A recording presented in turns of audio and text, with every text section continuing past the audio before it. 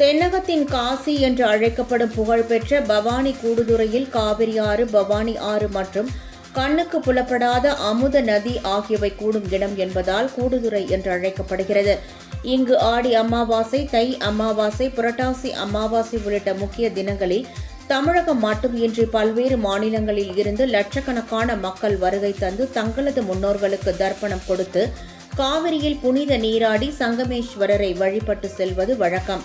அதன்படி இன்று ஆடி அமாவாசையை முன்னிட்டு கூடுதுறை காவிரி ஆற்றில் உள்ள பரிகார மண்டபங்கள் மற்றும் தற்காலிக பரிகார மண்டபங்களில் ஆயிரக்கணக்கானோர் தங்களது முன்னோர்களுக்கு இன்று அதிகாலை 4 மணி முதல் தர்ப்பணம் கொடுத்து வழிபட்டனர்.